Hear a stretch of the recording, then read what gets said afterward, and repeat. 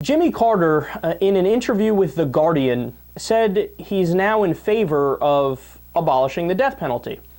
And this is big news because when Carter was a governor, when he was the governor of Georgia, he actually worked to reinstate the death penalty. Now, there was a brief period in American history where the Supreme Court actually banned the death penalty and said it's unconstitutional under the Eighth Amendment, which of course protects from cruel and unusual punishment. But then there was a flurry of lawsuits after that, and then they had reversed the decision, so it was only a brief period where it was considered unconstitutional. But now what Jimmy Carter says about the death penalty is, quote, "If I had to do that over again, I would certainly be much more forceful in taking actions that would have prohibited the death penalty." In complete honesty, when I was governor of Georgia, I was not nearly as concerned about the unfairness of the application of the death penalty as I am now. I know much more now. I was looking at it from a much more parochial point of view. I didn't see the injustice of it as I do now. He continues, "The only consistency today is that the people who are executed are almost always poor, from a racial minority, or mentally deficient. In America today, if you have a good attorney, you can avoid the death penalty. If you are white, you can avoid the death penalty. If your victim was a racial minority, you can avoid the death penalty. But if you are very poor or mentally deficient, or the victim is white, that's the way you get sentenced to death." So Jimmy Carter, yet again, this is another example of how he's the perfect example of an actual political evolution, right? So here's a guy, when he got out of office and from then on, he's done a plethora of amazing things. This is a guy who actually almost fully eradicated a disease in Africa. Now, and actually not just Africa, a lot of other third world nations as well. So what he did is he had water filters, just brought basic water filters to all these places that were getting parasites from their drinking water because their drinking water was contaminated.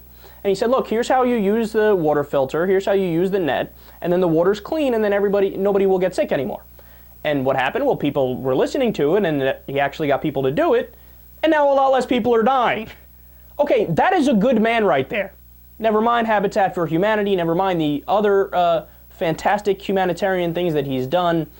And this is another example of a guy who's looking at the evidence and making a rational conclusion as a result of it. And look, I want to be clear here because you guys know my take on the death penalty. I am the ultimate waffler on the issue.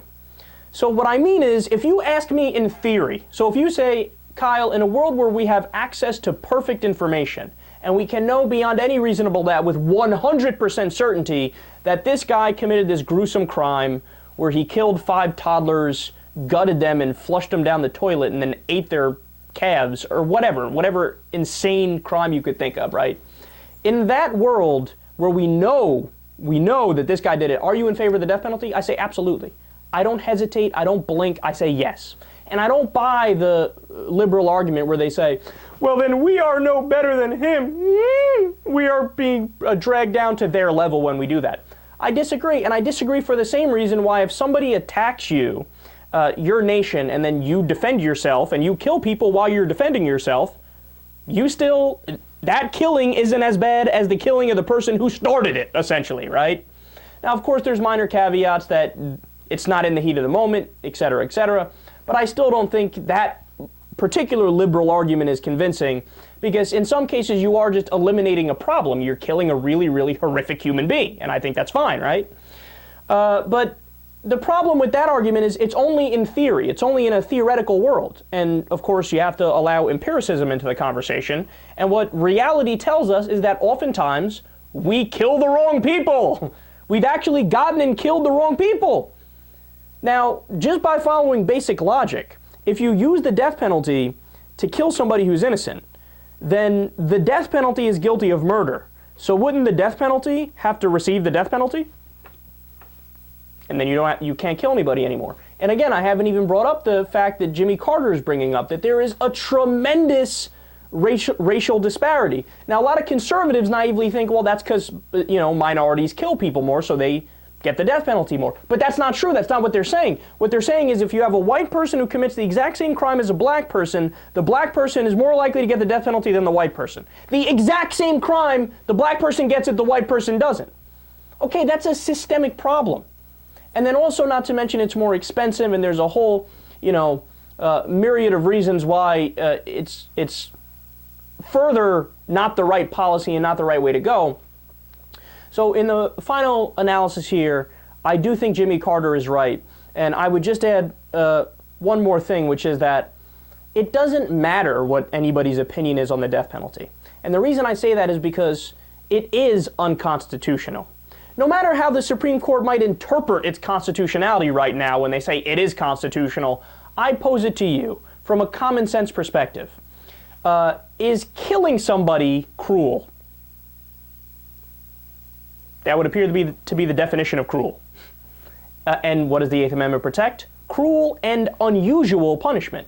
You're protected from that. And is the death penalty unusual?